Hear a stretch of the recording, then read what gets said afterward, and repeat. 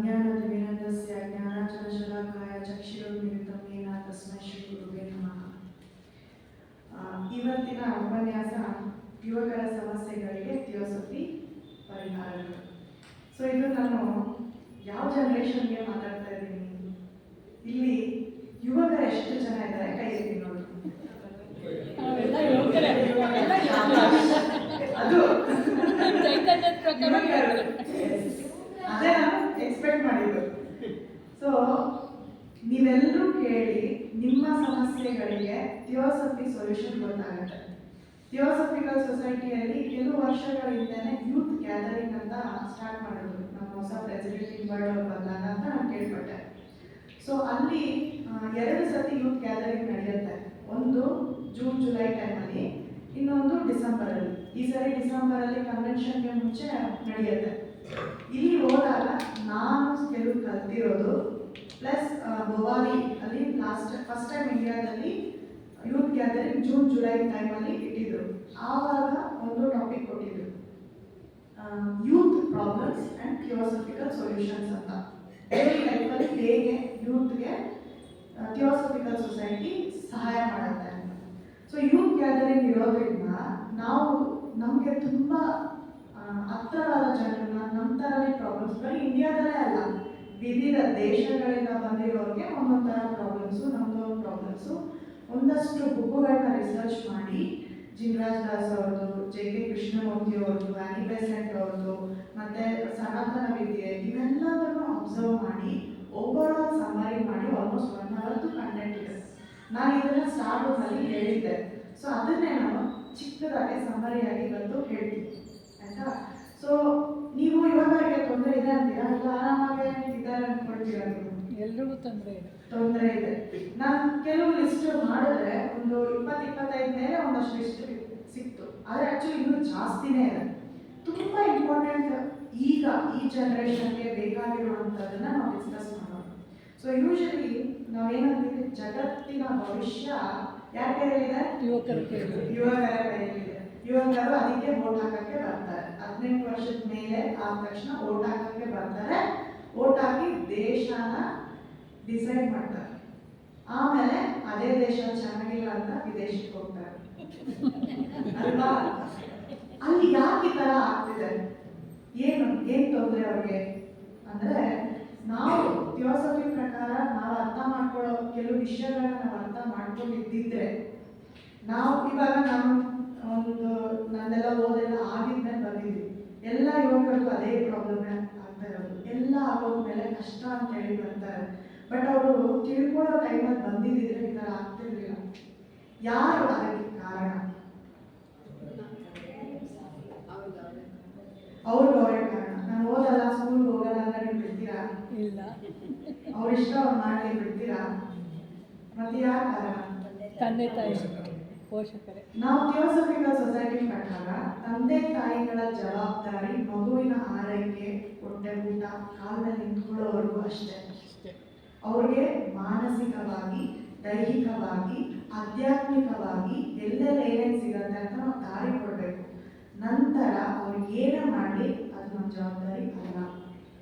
ಹಾಗೆ ಮಕ್ಕಳು ಅಷ್ಟೇ, ಅವರೇನೇ ಒಳ್ಳೇದು ಮಾಡಿದ್ರು ಕೆಟ್ಟದ್ದು ಮಾಡಿದ್ರು ತಂದೆ ತಾಯಿಯಿಂದ ಆಗಿದೆ ಅಂತ ನಾವು ಹೇಳಕ್ ಹೋಗ್ಬಾರ್ದು. ನಾನು ಹೇಳಿದ್ದೀನಿ, ಬಟ್ ಅದು ಒಂದು ಕಾರಣ ಇದೆ. ಅದು ಏನು ಗೊತ್ತಾಗುತ್ತೆ? ನಮಗೆ ಯಾವಾಗ ಗೊತ್ತಾಯ್ತು?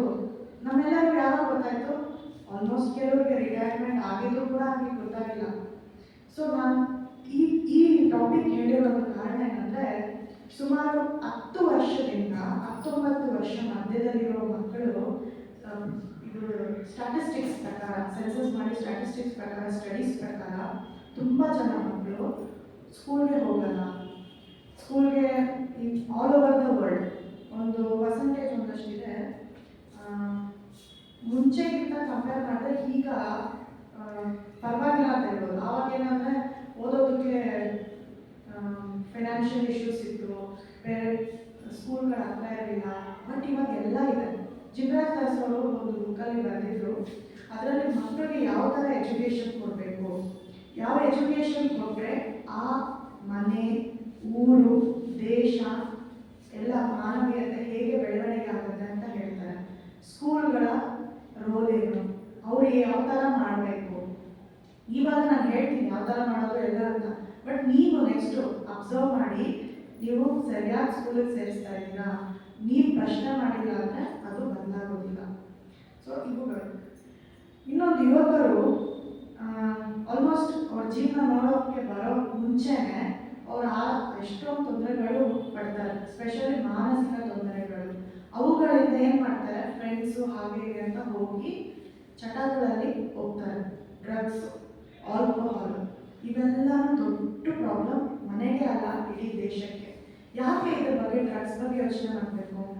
ಇಲ್ಲಿ ಯಾರು ಅದನ್ನು ಇಲ್ಲ ಅಂತ ಅನ್ಕೊಳ್ತೀವಿ. ಬಟ್ ನೀವು ಕಾಫಿ ಟೀ ಇಲ್ಲ ಅಂತ ನೀವು ಇರ್ತೀರಾ? ಇರ್ತೀರಾ? ಸೊ ನೀವು ಆ ಕಾಫಿ ಟೀಗೆ ಎಷ್ಟೊಂದು ಪ್ರಾಬ್ಲಮ್ ಆಗ್ತಿದ್ದೀರಾ. ಏನಕ್ಕೆ ಕಾಫಿ ಟೀಗೆ ತಲೆ ನೋಡ್ತಿದೆ, ನಂಗೆ ಬೇಜಾರಾಗ್ತಿದೆ, ನಿದ್ದೆ ಬರ್ತಿದೆ ಅಂತ ಕಾಫಿ ಟೀ ಕುಡಿತೀರಾ. ಆದರೆ ಈ ಮಕ್ಕಳು ಏನು ಮಾಡ್ತಿದ್ದಾರೆ, ಡ್ರಗ್ಸ್ ತಗೋತಾರೆ, ಆಲ್ಕೋಹಾಲ್ ತಗೊಳ್ತಾರೆ, ಇನ್ನೂ ಕೆಟ್ಟ ಸಹವಾಸಗಳು ಮಾಡ್ತಾರೆ. ಅದರಿಂದ ಲೈಫ್ ನಾವು ಎಳ್ಕೊಂಡು ಹೋಗುತ್ತೆ. ಮೊಬೈಲು ಟಿವಿ ಇವೆರಡು ಮನುಷ್ಯನ ದಾರಿ ತಪ್ಪಿಸ್ತಾರೆ. ನಾನು ಅದಕ್ಕೂ ಬರ್ತೀನಿ. ಸೊ ಇವುಗಳು ಎಲ್ಲ ಅವ್ರ ಪ್ರಾಬ್ಲಮ್ಸ್ ಪಡ್ತಾ ಇದ್ದಾರೆ ಜೀವನದಲ್ಲಿ. ಅವ್ರಿಗೆ ಮನೆಯ ಅವುಗಳ ಒತ್ತಡಗಳು ಅಷ್ಟೇ ಅಲ್ಲದೆ ಸಿಸ್ಟಮ್ಗಳ ಒತ್ತಡಗಳು ಕೂಡ ಜಾಸ್ತಿ ಆಗಿದೆ. ಇದು ಒಂದು ಕಡೆ. ಇನ್ನೊಂದು, 26 ಕೋಟಿ ಮಕ್ಕಳು, ಹದಿಹರೆಯ ಮಕ್ಕಳಲ್ಲಿ ಶಾಲೆಗೆ ಹೋಗ್ತಿಲ್ಲ. ಆಲ್ ಓವರ್ ದ ವರ್ಲ್ಡ್, ಇಡೀ ಪ್ರಪಂಚದಲ್ಲಿ ಇಷ್ಟು ಜನ ಹೋಗ್ತಿಲ್ಲ. ಇಲ್ಲೇ ಫಸ್ಟ್ ಸ್ಟೆಪ್ಪು ಅವ್ರಿಗೆ ಕೆಲಸ, ಶಿಕ್ಷಣ ಇಲ್ಲ, ಕೆಲಸ ಸಿಗಲ್ಲ. ಈಗ ರೀಸೆಂಟಾಗೆ ಬಂದಿರೋ ಇನ್ಫಾರ್ಮೇಷನ್ನು, ಈಗ ಸ್ವಿಗ್ಗಿ, ಝೊಮ್ಯಾಟೊ ಇವೆಲ್ಲ ನೋಡ್ತಿದ್ದೀರಲ್ಲ, ಅದನ್ನು ಡಾಂಕಿ ಎಕನಾಮಿ ಥರ ಹೇಳ್ತಿದ್ದಾರೆ. ಅದನ್ನು ಡಾಂಕಿ ಅಂತ ಹೇಳ್ತಿದ್ದಾರೆ. ಏನಂದರೆ ಕತ್ತೆಗಳ ಥರ ದುಡಿಯೋದು. ಏನು ಮಾಡ್ತಿದ್ದಾರೆ, ಪಾರ್ಟ್ ಟೈಮ್ ಜಾಬ್ಗೆ ಬೆಳಗ್ಗೆಯಿಂದ ಸಾಯಂಕಾಲ ಕೆಲಸ ಮಾಡೋದು, ಏನು ಡ್ರೈವಿಂಗ್ ಮಾಡ್ತಾರೆ. ಬಟ್ ಅದು ಆ್ಯಕ್ಚುಲಿ ಒಂದು ಆರ್ಟಿಕಲು ಇದ್ರ ಬಗ್ಗೆ ಇತ್ತು, ಮಾಡ್ತಾರೆ. ಬಟ್ ಅವರು ಸ್ಕಿಲ್ಸ್ಗಳನ್ನ ಮರ್ತೋಗ್ತಿದ್ದಾರೆ. ಎಲ್ಲೂ ಅದೇ ಏನಾದರೂ ನಾರ್ಮಲ್ ಬರಲಿ, ನಮಗೆ ಟೆಕ್ನಾಲಜಿ ಅಡ್ವಾಂಟೇಜ್ ಇದೆ, ಅದ್ರ ಜೊತೆಗೆ ಸ್ಕಿಲ್ಸ್ನ ಮರ್ತೋಗ್ತಾ ಇದ್ದಾರೆ.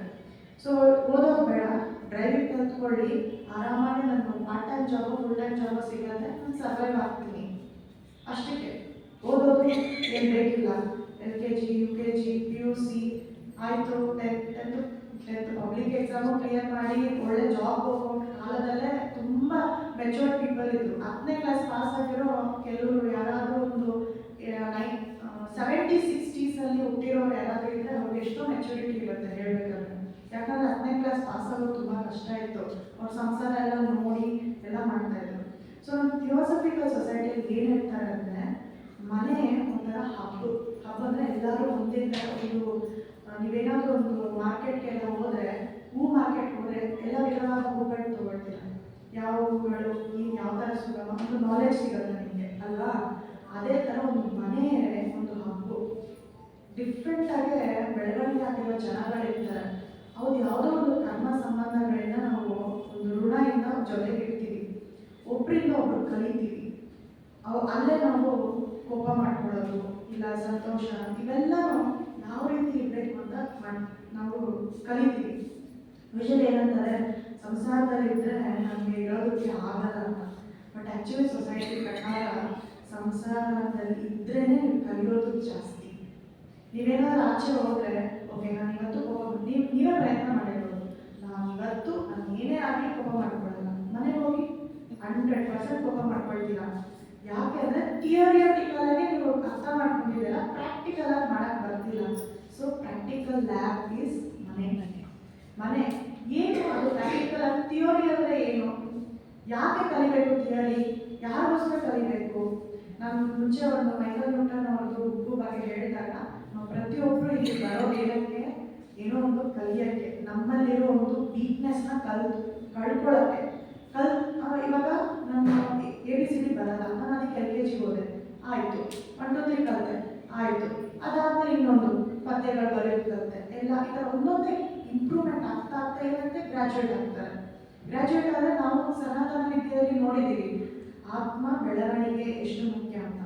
ಸೊ ಯೂತ್ ಯಾರಿದ್ದಾರೆ ನಮ್ಮ ಥಿಯೋಸಫಿಕಲ್ ಸೊಸೈಟಿ ಪ್ರಕಾರ, ಯೂತ್ ಗ್ಯಾದರಿಂಗ್ ನಡೆದಾಗ ಎಲ್ಲ ಚಿಕ್ಕ ಮಕ್ಕಳು 41 ವರ್ಷದ ಒಳಗಡೆ ಅವರು ಬರ್ಬೋದು. 41 ವರ್ಷದ ಮೇಲೆ ಅವರು ಯೂತ್ ಅಲ್ಲ ಅಂತಲ್ಲ, ಬಟ್ ಅವರೊಂದು ಯಾರು ಫಿಸಿಕಲ್ ಆಗಿ ರೆಡಿ ಇದ್ದಾರೆ ಏನಾದರೂ ಮಾಡೋದಕ್ಕೆ ಶಕ್ತಿ ಇದನ್ನ ಏನಾದರೂ ಹೇಳಬೇಕು ಅಂದರೆ ಅನ್ನೋ ಇದ್ರ ಮೇಲೆ ಮಾಡಿದ್ದಾರೆ. ಆಗ 70-75 ವರ್ಷ ಇರೋರು ಕೂಡ 35-40 ವರ್ಷದ ಬಾಡಿ ಇರೋರು ಇದ್ದಾರೆ. ಸೊ ಯೂತನ್ನ ನಾವು ಏಜ್ಗೆ ನಮ್ಮ ಥಿಯೋಸಫಿಕಲ್ ಸೊಸೈಟಿ ಪ್ರಕಾರ there is no difference in age, gender, caste, religion ಅನ್ನೋದನ್ನ ನಾವು ನೆನಪಿಟ್ಕೋಬೇಕು. ಸೊ ಇಲ್ಲಿ ನಮಗೆ ಕಾಣಿಸೋದು ಈ ಥರ ಯಾವ್ಯಾವುದು ನಿರುದ್ಯೋಗ ಸಮಸ್ಯೆ ಇವೆಲ್ಲ ಬರುತ್ತೆ. ಈಗ ಸ್ವಲ್ಪ ಕಾಣದೇ ಇರೋದು ಎಲ್ಲ ನೋಡೋಕ್ಕೆ ಚೆನ್ನಾಗಿ ರೆಡಿಯಾಗಿ ಯುವಕರನ್ನ ನೀವು ನೋಡ್ತೀರಾ, MG ರೋಡ್ ಹೋಗಿ ಎಲ್ಲಾದರೂ ಹೋಗಿ ನೋಡಿ ಎಲ್ಲ ಚೆನ್ನಾಗಿ ಯುವಕರ ಇರ್ತಾರೆ. ನಿಮ್ಮ ಮನೆಗಳಲ್ಲೂ ಯಾರಾದರೂ ಯುವಕರು ಇದ್ದರೆ ಮಕ್ಕಳು ಚೆನ್ನಾಗಿ ಡ್ರೆಸ್ಅಪ್ ಮಾಡ್ಕೊಂಡು ಎಲ್ಲ ಇರ್ತಾರೆ. ಬಟ್ ಕಾಣದ ಕೆಲವು ವಿಷಯಗಳಿದೆ.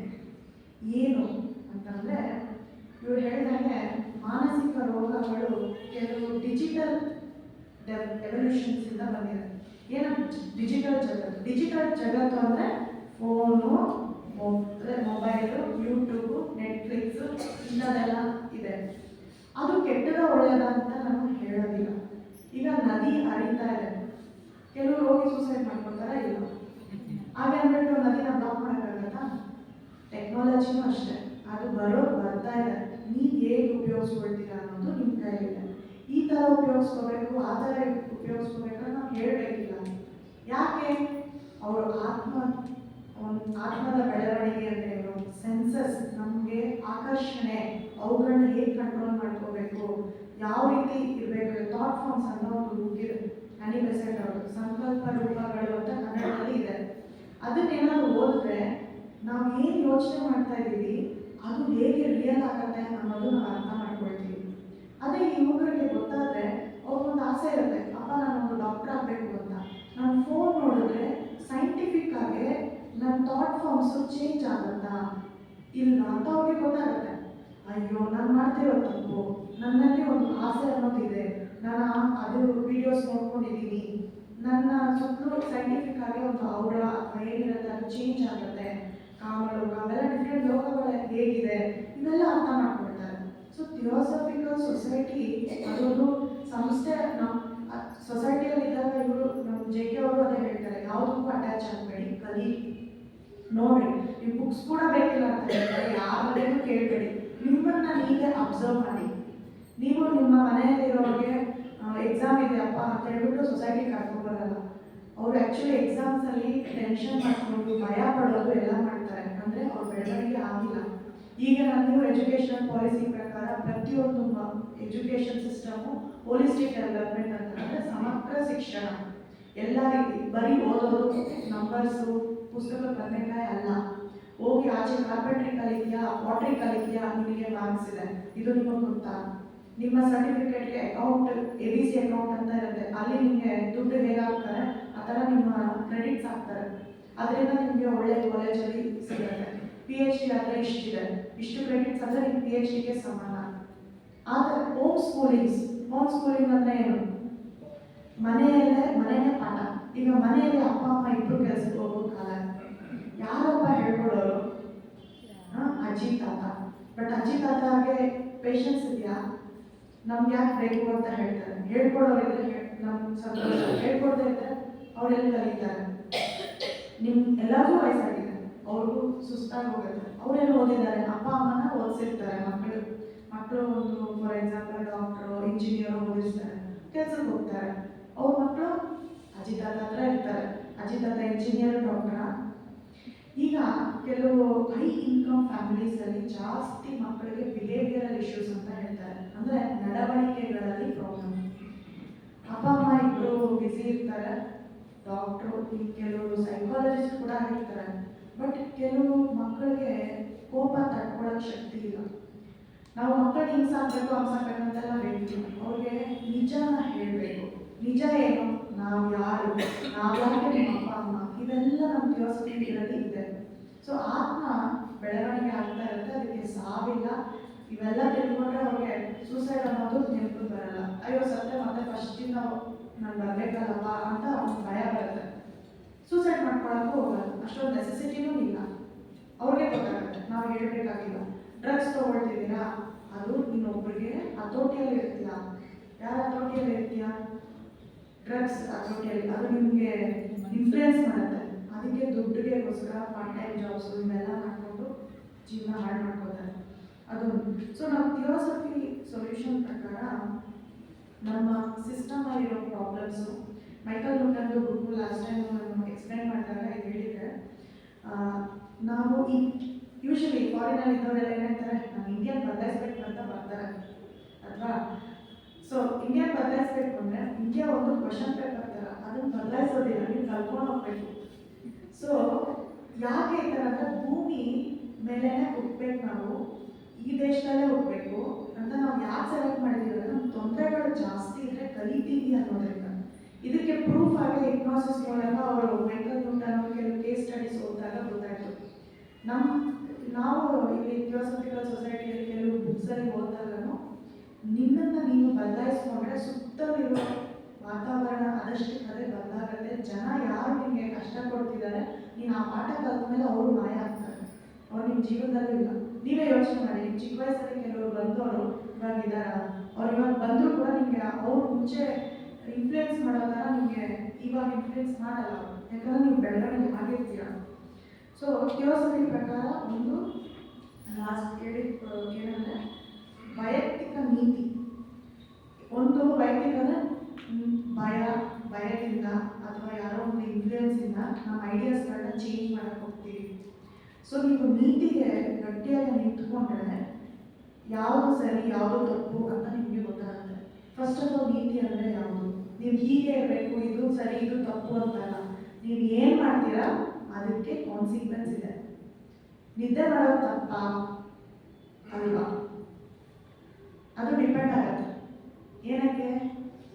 ಎಕ್ಸಾಮ್ಸ್ ಮುಂಚೆ ನನಗೆ ತುಂಬ ಡಿಸ್ಟರ್ಬ್ ಆಗುತ್ತೆ, ನಿದ್ದೆ ಮಾಡಿದ್ರೆ ರಿಲ್ಯಾಕ್ಸ್ ಆಗುತ್ತೆ. ಕ್ಲಾಸಲ್ಲಿ ನಿದ್ದೆ ಮಾಡಿದ್ರೆ ಅದು ತಪ್ಪು ಅಂತಲ್ಲ. ಏನಾಗುತ್ತೆ? ನೀ ಜಸ್ಟ್ ಮಿಸ್ ಮಾಡ್ಕೊಂಡೆ. ಯಾಕೆ ನಿದ್ದೆ ಮಾಡಿದೆ? ರಾತ್ರಿ ಎಲ್ಲ ನಾನು TV ನೋಡ್ತಾ ಇದ್ನೋ ಇಲ್ಲ ಬೇರೆ ಏನೋ ಮಾಡ್ತಾ ಇದ್ದೆ, ಆಗಲಿಲ್ಲ. ಸೊ ಬೆಳಗ್ಗೆ ನಾನು ಆ್ಯಕ್ಚುಲಿ ನಿಜವಾಗ್ಲೂ ಸ್ಟೂಡೆಂಟ್ಸ್ ಹತ್ರ ನನ್ನ ಕ್ಲಾಸಲ್ಲಿ ನಿದ್ದೆ ಮಾಡ್ತಾ ಇರ್ತಾರೆ. ಬೈ ಮಿಸ್ಟೇಕ್ ನಾನು ಸುಮ್ಮನೆ ಆಟಕ್ಕೆ ಅದಕ್ಕೆ ಹೇಳೋದು ರಾತ್ರಿ ಎಲ್ಲ ಕುಡಿಬಾರ್ದು ಅಂತ, ನಿಜವಾಗ್ಲೂ ಅವ್ರು ಕುಡಿತಾ ಇದ್ರು. ಆ ಥರ ಕೆಲವರು ಏನಕ್ಕೆ ಅಂದರೆ ಸ್ಟ್ರೆಸ್, ನಾನು ಮರ್ತೋಗ್ಬೇಕು, ನನ್ನ ಕೈಯಲ್ಲಿ ಆಗಲ್ಲ, ನಾನು ಅದಕ್ಕೆ ಮಾಡ್ತೀನಿ ಅಂತ ಕೆಲವರು ಇರ್ತಾರೆ. ಅದು ಏನು ಪಿಯರ್ ಪ್ರೆಷರ್, ಅದು ಕೂಡ ಯುವಕರ ಪ್ರಾಬ್ಲಮ್. ನೀವೇನು ಪಿಯರ್ ಪ್ರೆಷರಲ್ಲಿ ಇಲ್ಲ ಅಂತಲ್ಲ, ಎಲ್ಲರೂ ಒಳ್ಳೆ ಸೀರೆ ಹಾಕೊಂಡು ಬರ್ತಾರೆ, ಒಳ್ಳೆ ಡ್ರೆಸ್ ಹಾಕೊಂಡು ಬರ್ತಾರೆ, ನಾನು ಹಾಕೊಂಡು ಬರಬೇಕು ಅನ್ನೋದು ಪಿಯರ್ ಪ್ರೆಷರ್. ಎಲ್ಲ ಮಕ್ಕಳು ಒಂದೇ ಥರ ಇದ್ದಾರೆ, ಅದಕ್ಕೆ ನಾನು ನನ್ನ ಮಕ್ಕಳು ಅಲ್ಲೇ ಇರಬೇಕು ಅನ್ನೋದು ಒಂದು ರೀತಿ ಪಿಯರ್ ಪ್ರೆಷರ್. ನಿಮ್ಮನೆ ಯಾವುದು ನಿಮ್ಮ ಕ್ವಶನ್ ಪೇಪರ್ ನಿಮ್ಮ ಜೀವನಕ್ಕೆ ಯಾವುದಿದೆ ಅದನ್ನ ಮಾತ್ರ ಮಾಡಿ, ಬೇರೆಯವ್ರ ಥರ ನಾವು ಇರಬೇಕು ಅಂತ ಇಲ್ಲ. ಇದೇ ಸ್ಟೀರಿಯೋ ಟೈಪ್ಸ್ ಅನ್ನೋದು. ಸೊ ಇಲ್ಲಿ ಒಂದು ಸಹೋದರ ಸಹೋದರಿಯರು ಒಂದೇ ಕುಟುಂಬ ಅಂತ ಇರಬೇಕು. ಹಿರಿಯರು ಕಿರಿಯರು ಅಂತ ನಾವು ಹೇಗೆ ಹೇಳ್ತೀವಿ, ಇಲ್ಲಿ ಹಿರಿಯರಲ್ಲಿ ಏನಂದರೆ ಅವರು ಹೊಸದೇನಾದರೂ ಬಂದರೆ ಅವ್ರನ್ನ ಅಕ್ಸೆಪ್ಟ್ ಮಾಡ್ಕೋಬೇಕು, ಪ್ಲಸ್ ಚೇಂಜಸ್ಗೆ ಫ್ಲೆಕ್ಸಿಬಲ್ ಆಗಬೇಕು. ಒಂದು ಬಕೆಟಲ್ಲಿ ನೀರಿಟ್ಟು 1 ವರ್ಷ ಆದಮೇಲೆ ಹೇಗಿರುತ್ತೆ, ಹರಿಯೋ ನದಿ ಯಾವಾಗಲೂ 1 ವರ್ಷ ಆದರೂ ಎಷ್ಟು ಕ್ಲೀನಾಗಿರುತ್ತೆ. ನಮ್ಮ ಯೋಚನೆಗಳು ನಮ್ಮ ಪದ್ಧತಿಗಳು ಅಷ್ಟು ಒಂದೇ ರೀತಿ ಇರಬಾರದು ಅನ್ನೋದು ನನ್ನ ನಂಬಿಕೆ. ಎಲ್ಲ ಅದೇ ಹೇಳೋದು, ಜಗ್ಗಿಯವರು ಅದೇ ಹೇಳೋದು. ಯಾವ ಕಲ್ಚರ್ ಇದೆ ಏನಿದೆ ಎಲ್ಲ ನೋಡಿ, ನೀವೇ ಅಬ್ಸರ್ವ್ ಮಾಡಿ. ನಾನೀಗ ಹೇಳಿದೆ ಅಂತ ನೀವು ಅದನ್ನು ಪ್ರಾಕ್ಟೀಸ್ ಮಾಡಿ, ಜಸ್ಟ್ ನೀವೇ ಅಬ್ಸರ್ವ್ ಮಾಡಿ, ಅದು ಸರಿನಾ, ಈ ಕಾಲಕ್ಕೆ ಅದು ಸೆಟ್ ಆಗಲ್ಲ, ಈ ಕಾಲಕ್ಕೆ ಸೆಟ್ ಆಗಿಲ್ಲ. ಯಾವಾಗಲೂ ಸೆಟ್ ಆಗುತ್ತೆ ಅಂದರೆ ಅದ್ರ ಪ್ರಕಾರ ಇನ್ನು ಜಾತಿ ಧರ್ಮಗಳು ಕೂಡ ಬರುತ್ತೆ. ನಮ್ಮ ಗುರು ಮೊದಲು ಬಂದರು, ನಿಮ್ಮ ಗುರು ಮೊದಲು ಬಂದರು ಅಂತ. ರಿಲಿಜನ್ ಹೇಗೆ ಸ್ಟಾರ್ಟ್ ಆಯಿತು? ಆ ಟೈಮ್ಗೆ ಯಾವುದು ಪ್ರೀಚ್ ಮಾಡಬೇಕು ಆ ಗುರುಗಳು ಬಂದರು. ಕೃಷ್ಣ ಒಂದು ಹೇಳೋಕ್ಕೆ ಬಂದರು, ಜೀಸಸ್ ಒಂದು ಹೇಳೋಕ್ಕೆ ಬಂದರು, ಮೊಹಮ್ಮದ್ ಜೊರಾಸ್ಟ್ರಿಯನ್ಸ್ ಇವರೆಲ್ಲ ಒಂದು ಕಾರಣಕ್ಕೆ ಬಂದರು. ಒಬ್ಬರು ಸ್ನಾನನೇ ಮಾಡಬಾರ್ದು ನಮ್ಮ ಕಲ್ಚರ್ ಪ್ರಕಾರ ಅಂತಂದರೆ ಅವಾಗ ನೀರಿರಲಿಲ್ಲ. ನೀರಿಲ್ಲದೆ ಇದ್ದಾಗ ನೀವು ನೀರೆಲ್ಲ ವೇಸ್ಟ್ ಮಾಡಿದ್ರೆ ಪಾಪ ಬರ್ತಾ ಇರಲ್ಲ. ಅದು ನೀರು ವೇಸ್ಟ್ ಆಯಿತು ಅಂತ ಅಲ್ಲ, ಆ ಟೈಮಲ್ಲಿ ಬೇರೆಯವ್ರ ಬಗ್ಗೆ ಯೋಚನೆ ಮಾಡ್ತೀರಾ, ನೀವು ಖರ್ಚು ಮಾಡಿದೆ ಅನ್ನೋದು ಅಲ್ಲಿ ಆ್ಯಕ್ಚುಲಿ ಮೆಸೇಜು. ನಾವು ಅದರ ಅಂತರಗಳನ್ನು ಅರ್ಥ ಮಾಡಿಕೊಂಡು ಇರಬೇಕು. ಸೊ ನಾವು ಪದ್ಧತಿಗಳನ್ನು ಸ್ವಲ್ಪ ಬದಲಾಗಿ ಅದನ್ನು ಯೂತ್ ಚಿಕ್ಕವ್ರಿಗೆ ಹೀಗೆ ಇರಬೇಕು ಅಂತ ಕಂಟ್ರೋಲ್ ಮಾಡೋಕ್ಕೆ ಹೋಗಬಾರ್ದು ಅನ್ನೋದು ಒಂದು ನಾವು ಕಲಿಬೇಕು. ಇದೇ ಥಿಯೋಸಫಿಕಲ್ ಸೊಸೈಟಿಯಲ್ಲಿ ಅವ್ರು ಹೇಳೋದು, ಪ್ರತಿಯೊಂದು ಮಗುವೂ ಖಾಲಿ ಪೇಪರಿಂದ ಬರೋದಿಲ್ಲ, ಅದು ಇಂದಿನ ಜನ್ಮಗಳಲ್ಲಿ ಎಷ್ಟೊಂದು ಕಲ್ತಿರುತ್ತೆ. ಒಂದು ಹಾರ್ಸ್ ರೈಡಿಂಗು, ಪೇಂಟಿಂಗು ಏನೋ ಕಲ್ತ್ಕೊಂಡು ಬಂದಿರುತ್ತೆ. ನೀನು ಕ್ರಿಯೇಟ್ ಮಾಡೋ ವಾತಾವರಣ ಅದನ್ನು ಏನಾದರೂ ಕೋಮದಿಂದ ಎದುರಿಸಿದ್ರೆ, ಕೆಲವು ಮ್ಯೂಸಿಕ್ ಕೇಳಿದಾಗ ಅವ್ರಿಗೆ ಓ ಅಂತ ನೆನಪಾಗಿ ಬರುತ್ತಲ್ಲ, ಆ ಥರ ನಾವು ಅದನ್ನು ನೆನಪಿಸ್ತೀವಿ, ಮಗುಗೆ ನೆನಪಿಸಿ ಆಮೇಲೆ ಅದು ಕಲ್ಪನೆ ಸ್ಕೂಲ್ ನೆಕ್ಸ್ಟು ಬೆಳಗ್ಗೆ ಆ್ಯಕ್ಚುಲಿ ಮೇಡಮ್ ಒಂದು ಕೇಳಿದ್ರು, ಅವ್ರ ಮೊಮ್ಮಗು ಏನಕ್ಕಪ್ಪ ನೀನೆಲ್ಲ ಯೂಸ್ ಮಾಡ್ತಿದ್ಯಾ ಇದೆಲ್ಲ ಓದಿರೋದು ಅಂತ. ಆ್ಯಕ್ಚುಲಿ ರೈಮ್ಸ್ ಹೇಳ್ಕೊಡ್ತಾರೆ. ರೈಮ್ಸ್ ಹೇಳ್ಕೊಡೋದು ಮ್ಯೂಸಿಕ್ ರಿದಮ್, ಅದು ಕಲ್ತ್ಕೊಳ್ಳೋಕ್ಕೆ, ಒಂದು ಮಾತು ಕಲಿಯೋಕ್ಕೆ, ಒಂದು ಫಿಸಿಯೋಥೆರಪಿ. ಇವಾಗ ಯಾರಿಗಾದ್ರೂ ಕಾಲು ಬಿದ್ದೋದ್ರೆ ಸಡನ್ನಾಗೆ ಫಿಸಿಯೋಥೆರಪಿ ಎಲ್ಲ ಮಾಡಿ ಪ್ರಾಕ್ಟೀಸ್ ಮಾಡ್ತಾರಲ್ಲ, ತುಂಬ ವರ್ಷಗಳಾದ್ಮೇಲೆ ಮಗುವಾಗಿ ಹುಟ್ಟಿದೆ, ಅದೆಲ್ಲ ಬರ್ತೋಗಿದೆ. ಸೊ ನಾವು ರೈಮ್ಸ್ ಹೇಳ್ಕೊಟ್ಟು ಆ ಬ್ರೈನ್ ಡೆವಲಪ್ಮೆಂಟ್ಗೆ ಸ್ವಲ್ಪ ಚೇತನ ಕೊಡ್ತಾ ಇರೋದು. ಸೊ ಸ್ಕೂಲಿಂದ 12th ಸ್ಟ್ಯಾಂಡರ್ಡ್ವರೆಗೂ ಎಲ್ಲ ಕಲಿಬೇಕು. ಆಮೇಲೆ ಕಾಲೇಜಲ್ಲಿ ಕಲ್ತಿರೋದನ್ನು ಉಪಯೋಗಿಸ್ಕೋಬೇಕು. ಅಲ್ಲೂ ಕುತ್ಕೊಂಡು ಎಕ್ಸಾಮ್ಗಳು ಬರೆಯೋದಲ್ಲ, ನಿಜವಾಗ್ಲೂ ಏನೇನು ಪ್ರಾಬ್ಲಮ್ಸ್ ಇದೆ ನಮ್ಮ ದೇಶದಲ್ಲಿ, ನಮ್ಮ ಪ್ರಪಂಚದಲ್ಲಿ, ಅವುಗಳನ್ನು ಸಾಲ್ವ್ ಮಾಡೋಕ್ಕೆ ಏನಾದರೂ ನಾವು ಸೊಲ್ಯೂಷನ್ ಕ್ರಿಯೇಟ್ ಮಾಡಬೇಕು. Out of the box thinking. ಇವಾಗ ಎಲ್ಲರೂ ದೊಡ್ಡವರು ಎಲ್ಲ ಹಿಂದೆ ಎಕ್ಸ್ಪೀರಿಯನ್ಸ್ ಆದವ್ರ ಬಗ್ಗೆನೇ ನಾವೆಲ್ಲ ಮಾಡ್ಕೊಂಡು ಹೋದರೆ ಅವ್ರಿಗೂ ಇಷ್ಟೊಂದು ಪ್ರಾಬ್ಲಮ್ಸೇ ಇರ್ತಾ ಇರಲಿಲ್ಲ. ಅವ್ರು ಹೇಳಿದಾಗೆಲ್ಲ ನಾವು ಇವಾಗೆಲ್ಲ ಕರೆಕ್ಟಾಗಿದೆಯಾ ಫುಲ್ಲು ಪ್ರಪಂಚ ಎಲ್ಲ, ಏನು ಪ್ರಾಬ್ಲಮ್ಸ್ ಇಲ್ವಾ? ಇದಲ್ಲ, ನಾವು ಮುಂಚೆಯಿಂದ ಏನೇನು ನೋಡ್ಕೊಂಡು ಬಂದಿದ್ದೋ ಅದು ಆ ಕಾಲಕ್ಕಾಯಿತು. ಈ ಕಾಲಕ್ಕೆ ಕೆಲವು ಬದಲಾವಣೆಗಳಾಗಿ ಏನು ಪ್ರಾಬ್ಲಮ್ ಇದೆ ಅದಕ್ಕೆ ಹೊಸ ಸೊಲ್ಯೂಷನ್ಗಳು ಕಂಡುಹಿಡಿಯಬೇಕು. ಸೊ ಅದನ್ನು ಹೇಳ್ತಾರೆ, ಹಿರಿಯರು ಚೇಂಜಸ್ಸು ಮತ್ತು ಇನೋವೇಷನ್ ಅದನ್ನು ಆಕ್ಸೆಪ್ಟ್ ಮಾಡ್ಕೋಬೇಕು, ಒಪ್ಕೋಬೇಕು ಅಂತಾರೆ. ಮತ್ತು ಯುವಕರು ಏನು ಮಾಡಬೇಕು, ಹಿರಿಯರ ಅನುಭವಗಳನ್ನು ಮತ್ತು ಅವರು ನಮ್ಗೆ ಹೇಳುವಂಥ ಪ್ರೀತಿನ ಅರ್ಥ ಮಾಡ್ಕೋಬೇಕು ಅಂತ ಹೇಳ್ತಾರೆ. ಅವ್ರಿಗೆ ಎಲ್ಲಿವರೆಗೂ ಅರ್ಥ ಆಗಿದೆ ಅಷ್ಟು ನಮಗೆ ಹೇಳ್ತಾರೆ. ಹೇಳೋದು ಅವ್ರ ಧರ್ಮ ಹೇಳ್ತಾರೆ. ಆದರೆ ಕೇಳೋದು ಬಿಡೋದು ನಮ್ಮ ಕರ್ಮ ಪ್ರಕಾರನೇ. ಇವಾಗ ನಾನು ಎಷ್ಟೊಂದು ಹೇಳೋದು ಹೇಳ್ತಾ ಇದ್ದೀನಿ, ಯಾವಾಗ ನಿಮ್ಮ ಕರ್ಮ ಪ್ರಕಾರ ನೀವು ಕೇಳ್ತೀವಿ ಬಿಟ್ಟಿರ್ತೀರ ಅಷ್ಟೇ. ಸೊ ನಮ್ಮ ಮಧ್ಯದಲ್ಲಿ ಪ್ರೀತಿ, ಪರಸ್ಪರ ತಿಳುವಳಿಕೆ ಬೆಳೆಸ್ಕೋಬೇಕು ಅಂತ ಹೇಳ್ತಾರೆ. ಸೊ ಇನ್ನೊಂದು ನಮ್ಮ ಓವರ್ ಥಿಯಾಸಫಿ ಮೆಸೇಜ್ ಏನಂದರೆ, ಆತ್ಮ ಒಂದು ಅದರ ಬೆಳವಣಿಗೆ ಆಗಬೇಕು ಅಂತ ನಮ್ಮ ಮಕ್ಕಳಿಗೆ ಎಲ್ಲರಿಗೂ ಗೊತ್ತಾದರೆ ಯಾವುದೇ ರೀತಿ ಆಸೆ ಅವುಗಳ ಹಿಂದೆ ಹೋಗೋದಿಲ್ಲ. ಏನು ಮಾಡಬೇಕು ಅಷ್ಟೇ ಮಾಡ್ತಾರೆ. ಬಂದರೂ ಕೂಡ ಯಾಕೆ ಥರ ಬರ್ತಿದೆ ಅಂತ ಅರ್ಥ ಮಾಡ್ಕೋತಾರೆ. ಕರ್ಮಗಳು ಯಾರೂ ಇದು ಹೋಗಲ್ಲ. ಯಾವತ್ತು ಕರ್ಮ ಅನುಭವಿಸ್ಬೇಕು, ನೋವು ಪಟ್ಟಿ ಇರಬೇಕು ಅಂದರೆ ನೋವು ಪಟ್ಟೇ ಪಡಬೇಕು. ಅದು ಯಾವ ರೀತಿ ಅದು ಒಂದು 4 ಗೋಡೆಗಳ ಮಧ್ಯದಲ್ಲಿ ಇದ್ದರೂ ಕೂಡ ನೀನು ಆ ಟೈಮಲ್ಲಿ ಅಳಬೇಕು ಅಂದರೆ ಅಳ್ತೀಯ, ಯಾರಾದರೂ ಅಳಿಸ್ಲಿಲ್ಲ ಅಂದರು.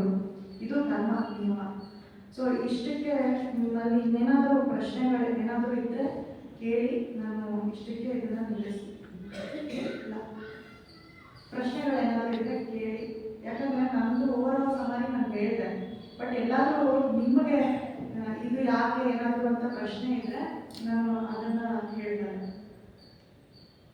ಸ್ಕೂಲಲ್ಲಿ ಮಕ್ಕಳಿಗೆ ಬರೀ ಸಬ್ಜೆಕ್ಟ್ ಹೇಳ್ತಾರೆ, ಮಾರಲ್ ಎಜುಕೇಷನ್ ಹೇಳ್ತಾರೆ, ಆಮೇಲೆ ಆಧ್ಯಾತ್ಮಿಕ ಆ್ಯಕ್ಚುಲಿ ಅವರು ಎಜುಕೇಷನ್ ಸಿಸ್ಟಮ್ ಬಗ್ಗೆ ಹೇಳಿದ್ರು. ಚಿನ್ರಾಜ್ ದಾಸ್ ಅವರು ಎಜುಕೇಷನ್ ಬಗ್ಗೆ ಒಂದು ಹೇಳಿದ್ದಾರೆ.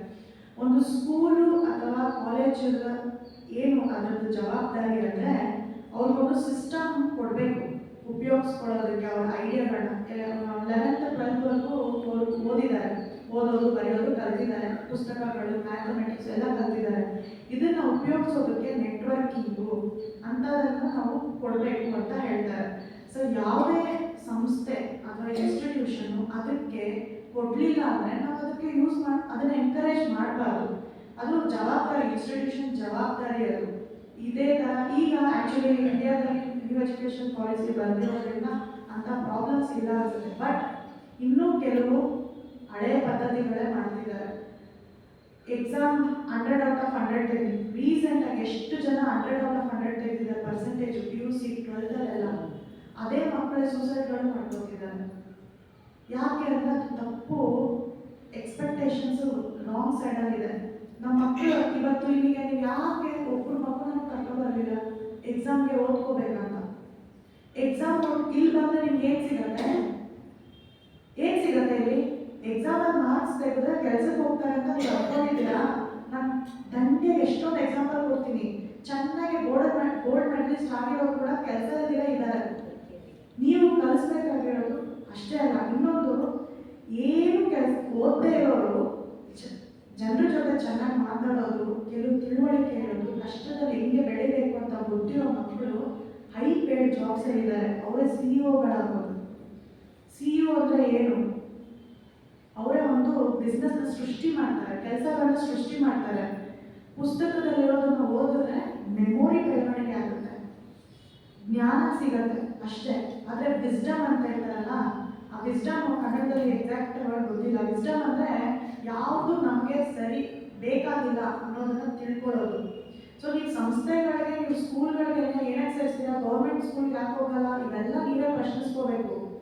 ಸೊ ಸಿಸ್ಟಮ್ ಈ ಥರ ಇದೆ. ಯಾರು ತಪ್ಪು?